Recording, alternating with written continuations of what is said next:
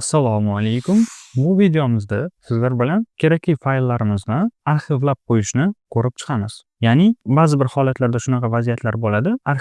Arxiv holatda bizga ma'lumotlaringizni jo'nating, zip formatda jo'nating yoki qanaqadir bir boshqa arxiv formatlarini aytib, o'sha formatda jo'nating deb so'rashadi. O'shanday holatda bizga arxivlash jarayoni kerak bo'ladi. Buning uchun biz provodnikda kerakli fayllarimizni topib olamiz. Bizning fayllarimiz D diskimizda VPS papkasining ichida. Ko'rib turganingizdek, ushbu mana bu 4 ta faylimizni va bitta birinchi papka degan papkamizni arxivga solib olishimiz kerak bo'ladi. Buning uchun mana shu turgan holatda Ctrl A tugmasini bossam, hozirgi turgan katalogimizda yoki bo'lmasam papkamizdagi barcha fayl va papkalarni belgilab olamiz. Endi bu belgilangan papkalardan qaysi bir turlarini chiqarib tashlashimiz kerak bo'lsa, biz Ctrl ni bosgan holatda olib tashlashimiz kerak bo'lgan faylni ustiga bir marta bosamiz. Ko'rib turganingizdek, bizda o'sha ustiga bir marta bosilgan faylimiz bekor qilindi, ya'ni belgilashdan chiqarib tashlandi. Ana endi yana bir marta ustiga bosadigan bo'lsak, o'sha belgilash yana qaytarib ro'yxatga qo'shiladi, ya'ni o'sha faylimiz ro'yxatga qo'shiladi. Ana endi shu holatda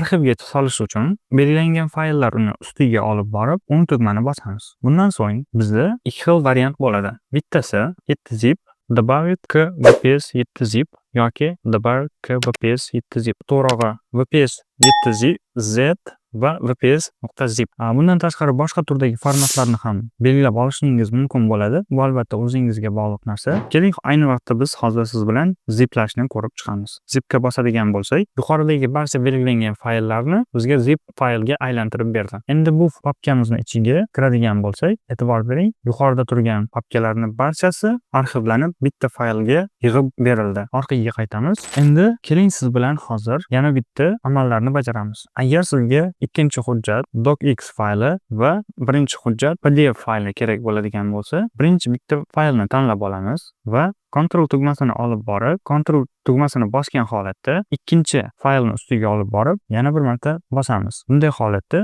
o'sha imенно bizga kerakli bo'lgan fayllarni belgilab olamiz. Ana endi o'sha fayllarni keling yana bitta papkani ham belgilab qo'yamiz. Ko'rib turganingizdek 3 ta narsani biz arxivga solmoqchimiz. Belgilanib turgan fayllarni yoki narsalarni ustiga olib borgan holatda bosishligimiz kerak bo'ladi o'ng tugmani. Agar siz ochiq holatga bossangiz, boshqa bir menyu ochiladi. E'tibor bering, mana ko'rib turganingizdek oddiy boshqa menyu ochiladi va belgilanib turgan elementlarimiz bekor qilinadi. Shuning uchun qaytadan belgilab olamiz va belgilanib turgan elementlarni ustiga borgan holatda keyin o'ng tugmani bosamiz. Ko'rib turganingizdek, ana endi bizga boshqacha turdagi menyu taklif qilinmoqda. Bu holatda biz siz bilan 7zip emas, balki VPS.zip emas, balki 7zip formatida arxivga solishimiz ham mumkin ekan. Demak, добавить к VPS.zip. Ko'rib turganingizdek, bizda ikki xil turdagi fayl hosil bo'ldi. Ikkalasi ham arxiv hisoblanadi. 7z formati, ya'ni arxivlash turi bizda yuqoridagi fayllarni nisbatan kamroq joy egallashiga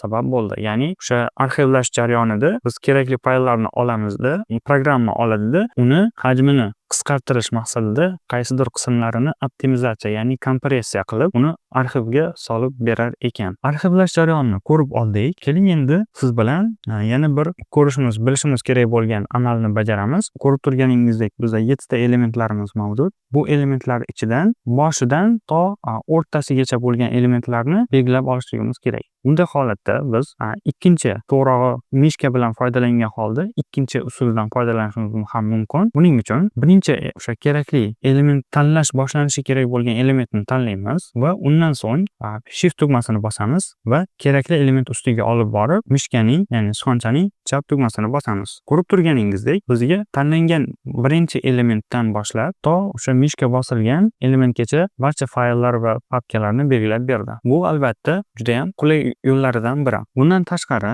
keling yana bir belgilash usulini ham o'rganib olamiz. Bu albatta klavishlar orqali bajariladi. Buning uchun istalgan bitta faylni tanlaymiz. Aytaylik, sizga bu VPS formatidagi fayl va VPS zip formatidagi, ya'ni arxiv faylimizni belgilab olishligingiz kerak. Buning uchun o'sha tanlangandan so'ng shift tugmasini bosamiz va klaviaturamizdagi pastki strelka tugmasini bosib ketaveramiz. Ko'rib turganingizdek, bizda o'sha boshlang'ich nuqtadan oxirgi nuqtagacha bo'lgan elementlarimizni barchasi belgilab olindi. Ana endi keling yana bitta amalni bajarishni ko'rib chiqamiz. Agar sizda mishka bo'lmasa, O'shanday holatda kontekst menyuni chiqarib olishlik uchun klaviaturadan o'ng tomondagi joylashgan Ctrldan yon tomonda turgan yozuv belgili kontekst menyuni tugmasini bosamiz. Bosganimizdan so'ng bizga quyidagicha menyu hosil bo'ladi. Bu joyda ham pastga yoki tepaga tugmalarini bosadigan bo'lsak, menyularimizni tanlash imkoniyatiga ega bo'lamiz. Ana endi biz 7zip bo'limiga kelib, 7zip ichidan Добавить к архиву yoki bo'lmasam Добавить